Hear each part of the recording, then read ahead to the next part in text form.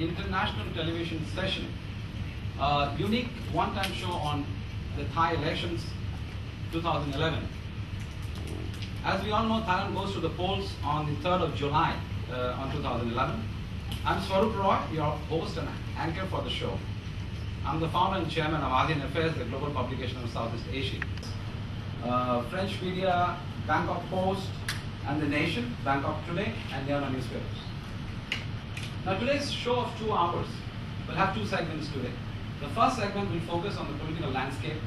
What are the sentiments from the business sector running up to the election, expectations from the government. Now during the panel discussions, we will also invite questions from some of you, and our panel will try to address them. Now the doors will be closed during the entire time of the session. No one is allowed to come in or leave.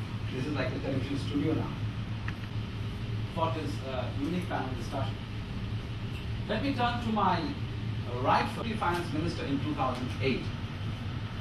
Let me now turn to my left, seated, is Kun Anik Amrana, who is representing the Democrat Party. Kun Anik is also a member of the Advisory Council and former member of...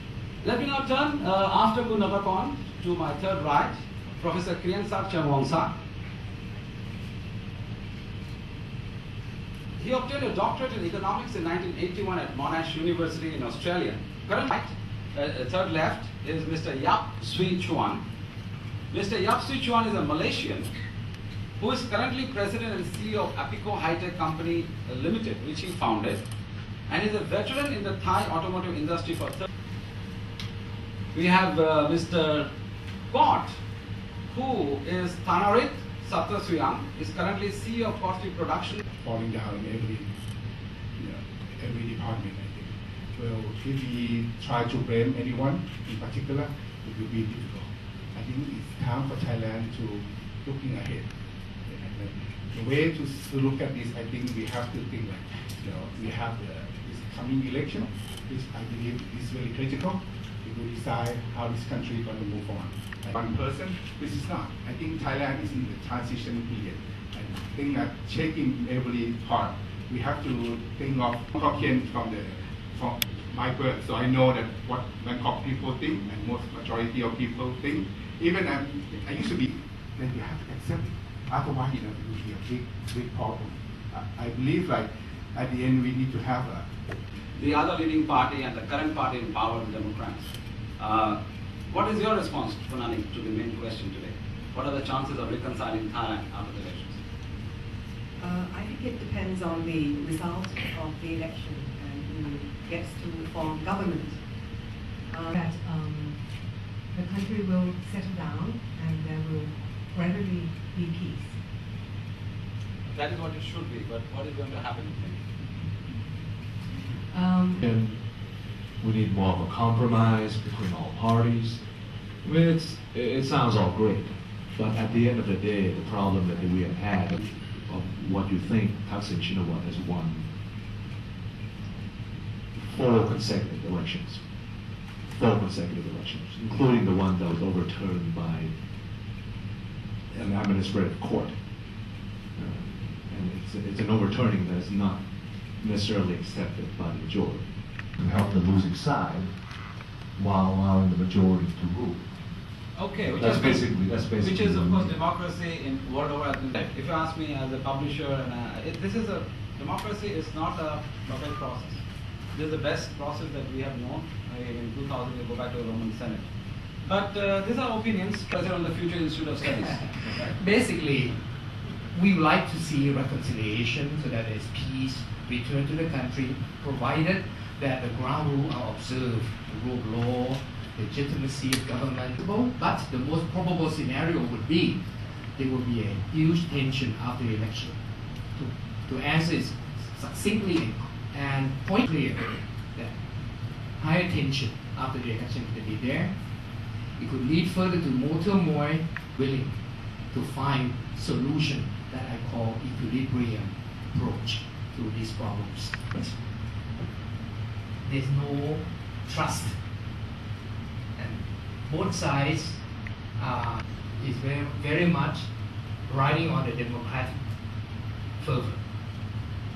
And predictable, and the atmosphere and so where is the reconciliation? And it doesn't matter between Democrats and Pheu Thai anyway because they are just pawns of the game. What does it matter? Kun Abhisit, Kun Yingluck, hold hand and promise peace. They are not the source of the problems.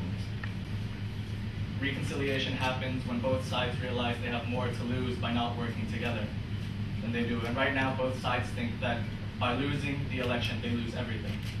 So how can reconciliation happen when everyone thinks for themselves? So there is no altruism in reconciliation. There's only selfishness. And both sides still think that they can win it outright. So there's still no. Oppression has taken major hits. So much so that our ranking in the Human Freedom Index has gone down majorly. Reconciliation begins with truth. So, as long as these lead up to the election partly depends on whether Thaksin has changed his approach and thinking to a certain extent. Thank you. We have an international media today being watched across the world. Listening to what you heard just now, what goes through your mind? Because you are not impassioned here, you are involved. You are invested in Thailand. You have built a business in Thailand. You are a Malaysian who is as much Thai, perhaps in that way. What goes through your mind, honestly, listening to this discussion? Can I choose not to answer? You can always do that, then you have to become a diplomat after that. Shortest answer. Anyway, I've been in Thailand for more than 20 years. I've been to several coups. And the first coup I went through, I was very scared. I was in a hotel. I called my friend. What shall I do today? In terms of the main political parties. Well, polls are polls. You have to take them for what they are. Most of the polls are done with a sampling groups of maybe in the lead, but they would be in the majority votes. However, would they get the majority in the parliament? That's another issue. It's probably unlikely. So Pheu Thai will come in first place. The Democrats will of course come in second place. It is higher than that. And as Kun Chumpon Silpa Asha, leader of Cha Thai Panda Party, has said, the last time they fought with smaller parties will most likely go with the Democrats because they will be told to. If that happens, quoting other people, if that happens, then the smaller party And a desire for a return to normalcy. But if Pheu Thai is able to form a government, many will not accept the results because they are not what it once was. He's always shocked. Thank you. May I turn to Cord? Before you answer, Cord, let me help me to take this forward. I understand earlier on you said about altruism. Sure. Actually, I know the meaning of the word, but I've forgotten that such a word exists. Well, I believe that coup, I think we learned mistakes from 5 years ago, but due to the theory, they say that the coup doesn't happen for a reason. It just happened for a good coincidence that everything happens. I think it will be a liability. I think it will be a disaster for this country. I sincerely hope that it won't happen. It only happen if we win landslide, and then that's the only thing that I'm worried because we are going to do that. Before the Democrats respond, I think everybody in this country should reject coup. That's the truth. Thank you. Let Nanik respond to that. Not Democrat, not like Pheu Thai, but everybody. When it happened last time, Kun Abhisit also came out publicly and also in writing against the coup d'etat. Yes, we don't like it. But before we conclude the political politics, yes, I am duty bound to. I thank you all of you.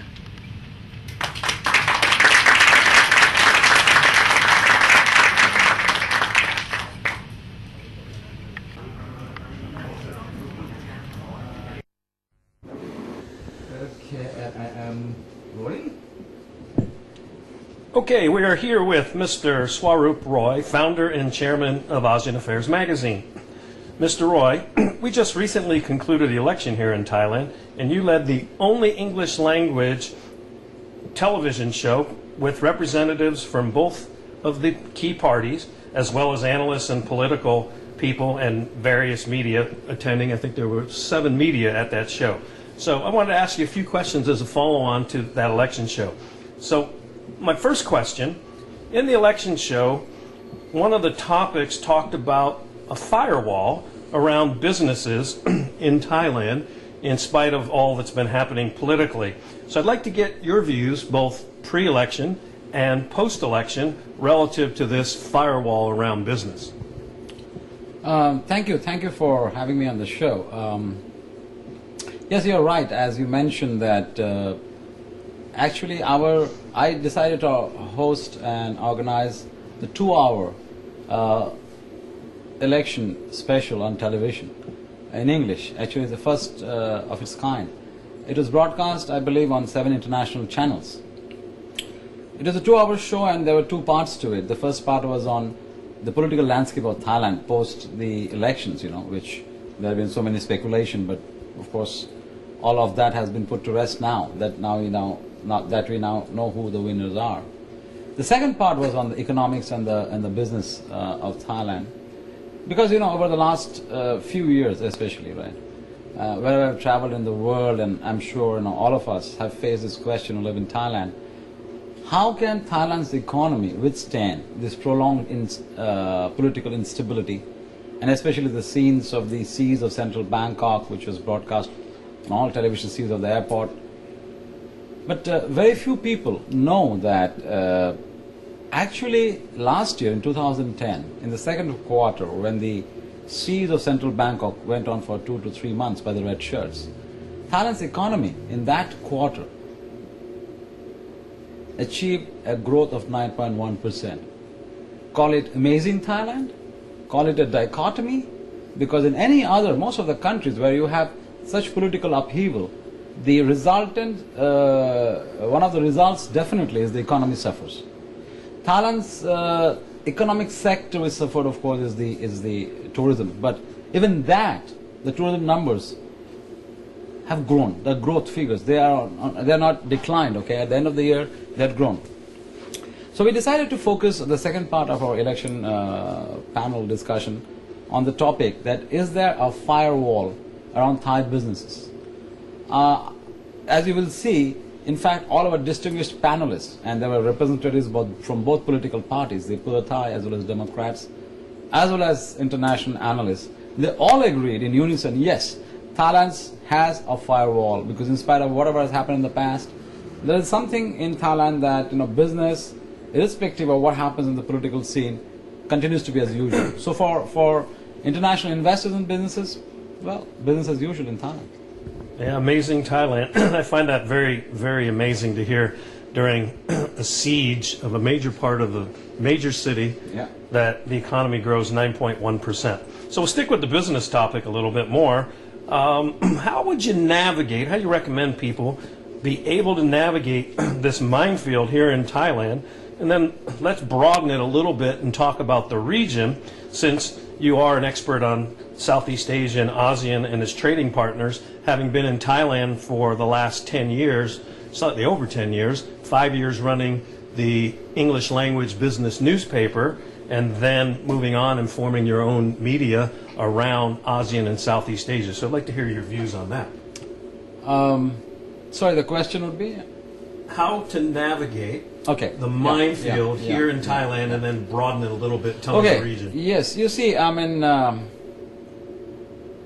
as you know, the Association of Southeast Asian Nations called ASEAN, and they are a group of 10 countries and into their 43 years as an association. But the watershed moment of ASEAN is coming within a few years, by 2015, when the AEC, or the ASEAN Economic Community, will come into effect, which means then the 10 countries of ASEAN will be a single market. Companies will be looking at Thailand or Vietnam and Malaysia and Singapore and Philippines as separate markets, but one single contiguous market. That is the meaning of the AEC or ASEAN, which means that this is, as we are seeing in Europe and in America and in the aftermath of the financial crisis, which is relentlessly going on without any relief for the Western economies. What do you expect what do you expect capital to do? Take flight. So this has been underway for the last 1 decade, that the shift, in fact the historic shift of wealth from the west to the east. Now, east being Southeast Asia, ASEAN is a very attractive market. Now, I formed ASEAN Affairs 5 years ago because I wanted to reach out. The first thing was to reach out to our readers through a bi-monthly magazine, and our daily online website. In fact, you can see it, just to give a brief, ASEAN Affairs bi-monthly magazine, reaches out to high-powered CEOs and businesses. And in fact, the latest issue, as you can see, we have the Prime Minister of Thailand, Yingluck Shinawatra, on the cover. And then I am congratulating her, and I'm wishing that this will be the win post this election will mean a democratic evolution of Thailand. And then there's the daily website, which is an enormous resource for daily updated news and analysis that can tell you, because you asked me how to navigate this minefield, but first thing is to understand the nuances. Doing business in the East is quite different from doing business in the West. So you need to understand the nitty-gritties. At the first level is to understand information, dedicated, which we are providing through our daily online and our magazine. But if you just take a little bit further, ASEAN, to the left and to the right, you have two giants called China and India. And therefore, I think what we are looking at today, in addition to ASEAN, is what I call the CIA. Without any offense to my American friends, our CIA is the new world order. The China, India, ASEAN, as I call. In fact, I was in China last month presenting on this very topic. I was invited by the Chinese government at the 4th Global Outsourcing Summit. And continuing, to answer your question in terms of a little bit more data, because, our memories tend to be within quarters or maybe within a few years, or if you look at the last 200 years, is what we are talking about. Well, I would like to extend it to take a longer term view of the last 2,000 years. In the last 2,000 years, out of the first 1,800 years of the 2,000 years, very few people know that the two largest economies of the world for 1,800 years was China and India, contributing 45 to 48% of the world GDP. As you can see the chart on your screen, the rise, the fall, and the rise of the East. Now, these are not my figures. These are figures from the IMF. Now, in 1990, just 20 years ago, China, India, and ASEAN, 12 countries, contributed a mere 4.5% of the world GDP. They were so poor. But 20 years later, in 2010, and projecting forward to 2015, they'll be contributing a mind-boggling 28% of the world GDP. Now, if you project it even further to 2020, 2030, to 2050, this region, CIA, will be contributing 45 to 50% of the world GDP with 3.5 billion population. What does that tell you? This would be the center of gravity of business in the world.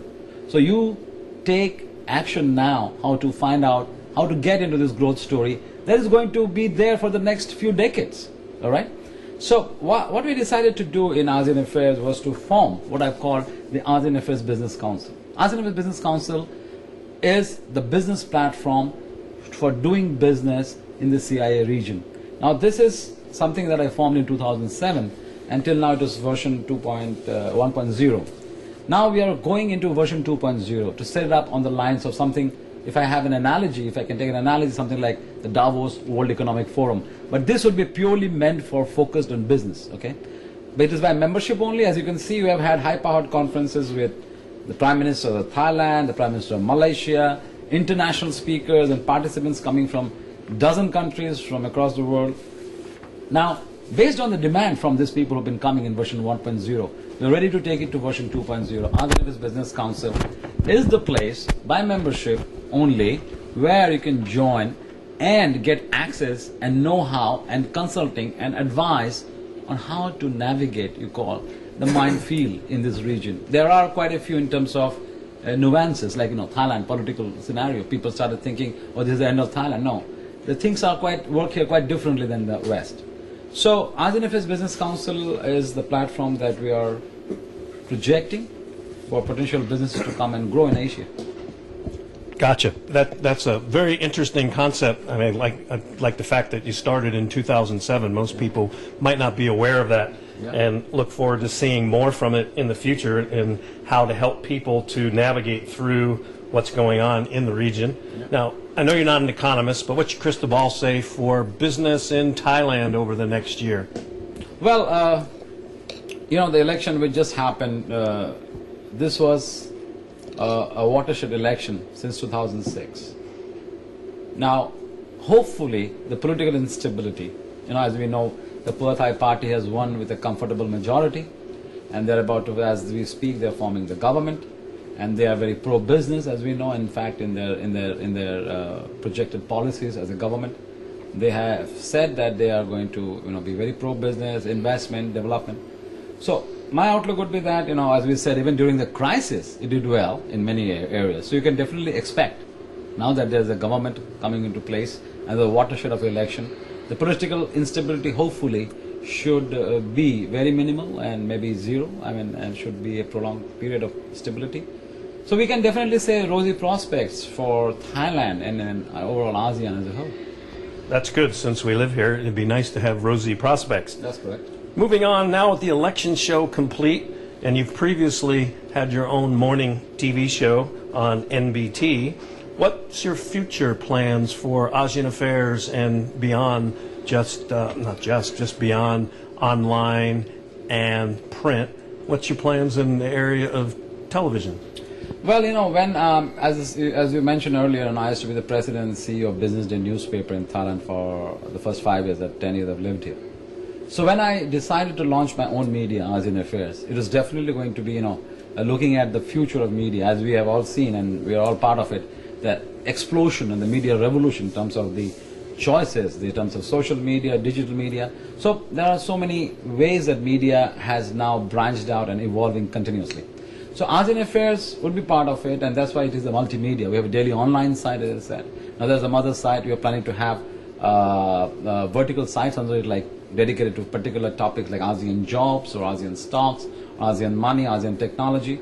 So that is one part of the digital package or offering that we have in mind.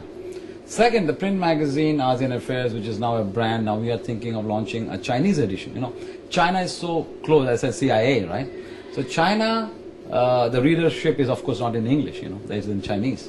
So we plan to launch. We're talking to the Chinese government. I was there last month, and I'm being invited again to the Global Economic Leaders Summit in Jilin in September in China. So I'm in talks with the Chinese government authorities and partners there to launch a Chinese edition of ASEAN Affairs, so that we can disseminate or reach out to the Chinese readers about. That's one part. We also launched our company ASEAN Affairs India last year in Delhi, and we are planning to launch an Indian edition. They were bringing them closer on the print. Finally, on the conferences, as you know, ASEAN Affairs Business Council, AABC, is the platform which is going into version 2.0, would be covering bringing people face to face and stakeholders to strike deals and do business and move the ASEAN story forward, take advantage of it. Television, we had, yes, as you mentioned, for 3 years I had a monthly roundup, ASEAN Roundup, which is on NBT channel of Thailand. As you know, CNN is a sponsor of our events.